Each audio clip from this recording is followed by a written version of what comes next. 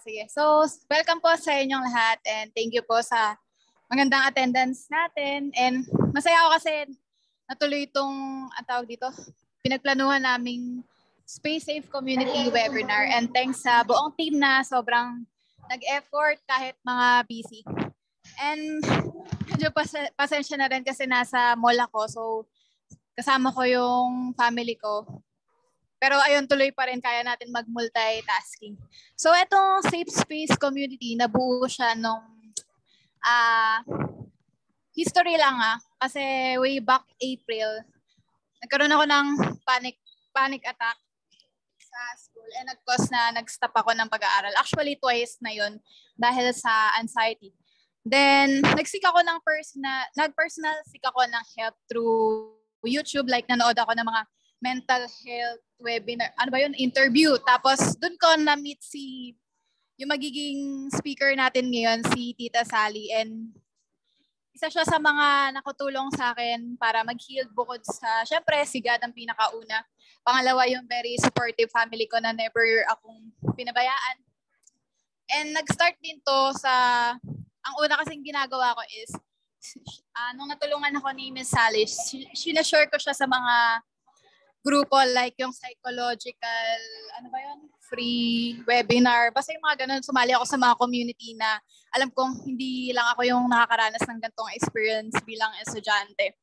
And naisipan ko na parang may nag-suggest ata sa akin, di ko sure kung sino ba yung nagsabi na what if kung gumawa kami sa Asia ng isang page since uso naman yun. And why not? Kasi libre lang naman, tsaka ang social media kasi, simula nung nagkaroon ako ng anxiety, naglaylo talaga ako. Pero ang galing lang kasi ito yung naging purpose ni God na marami man akong pinagdaanan na battle sa buhay, yung mental health.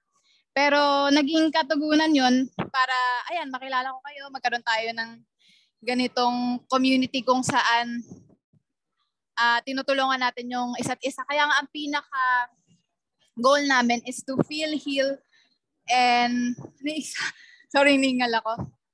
Feel, heal, and reveal. So, ma-feel natin ng bawat isa yung support as a family. Kasi nga, di ba, sabi nga sa Bible na kapag mahal natin si God, mahalin natin yung kapwa natin. Hindi lang yung pamilya natin, kundi yung ibang tao. And yung heal naman, so kapag nag-heal tayo, wag tayo maging selfish. Pero depende din yun kasi meron mga tao na mahihain talaga na mag-approach.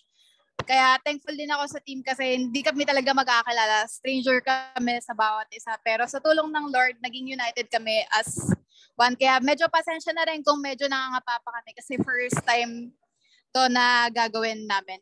And last is yung reveal. So mamaya makakapakinig kayo ng testimony kung ano yung natulong ng Safe Space Community. So sa gabing ito, nagpapasalamat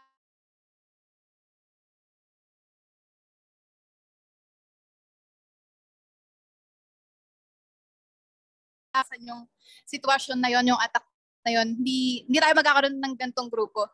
And mamaya may mga i-share kaming mga links sa inyo na katulong sa amin.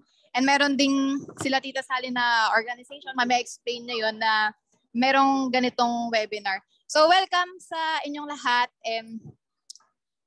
Lagi niyong tandaan na hindi natatapos ang ating buhay. Lahat ito is may purpose. Kung may pinagdadaanan ka ngayon, hindi ka nag-iisa.